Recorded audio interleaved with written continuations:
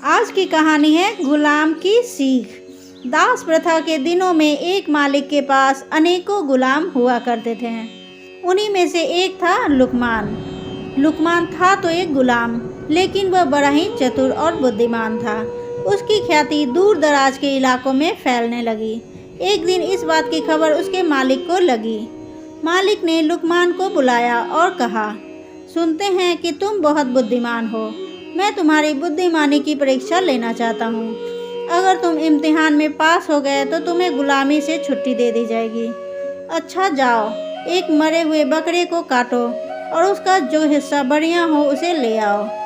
लुकमान ने आदेश का पालन किया और मरे हुए बकरे की जीभ लाकर मालिक के सामने रख दी।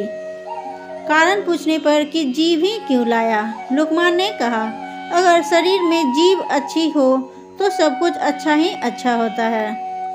मालिक ने आदेश देते हुए कहा, अच्छा इसे उठा ले जाओ और अब बकरे का जो भी हिस्सा बुरा हो उसे ले आओ। लुकमान बाहर गया, लेकिन थोड़ी ही देर में उसने उसकी जीभ को लाकर मालिक के सामने रख दिया। फिर से कारण पूछने पर लुकमान ने कहा, अगर शरीर में जीभ अच्छी नहीं हो तो सब बुरा ही बुरा है। उसने आगे कहते हुए कहा, मालिक, वाणी तो सभी के पास जन्मजात होती है, परंतु बोलना किसी किसी को ही आता है। क्या बोले, कैसे शब्द बोले, कब बोले, इस एक कला को बहुत ही कम लोग जानते हैं। एक बात से प्रेम झरता है और दूसरी बात से झगड़ा होता है। कड़वी बातों ने संसार में न जाने कितनी झगड़े पैदा किए हैं। इस जीभ ने ही दुनिया में बड़े बड़े कहर ढाए हैं। जीभ 3 इंच का वो हथियार है जिससे कोई 6 फीट के आदमी को भी मार सकता है, तो कोई मरते हुए इंसान में भी प्राण फूंक सकता है।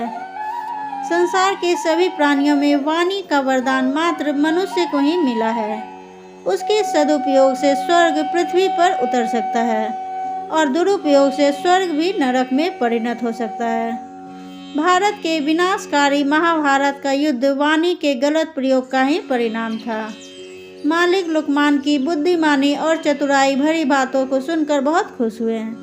आज उनके गुलाम ने उन्हें एक बहुत बड़ी सीख दी थी और उन्होंने उसे आज़ाद कर दिया।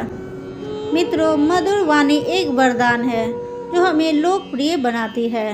कहीं कर्कश या तीखी बोली हमें अपयश दिलाती है और हमारी प्रतिष्ठा को कम करती है। आपकी वाणी कैसी है? यदि वो तीखी है या सामान्य भी है तो उसे मीठा बनाने का प्रयास कीजिए। आपकी वाणी आपके व्यक्तित्व का प्रतिबिंब है, उसे अच्छा होना चाहिए।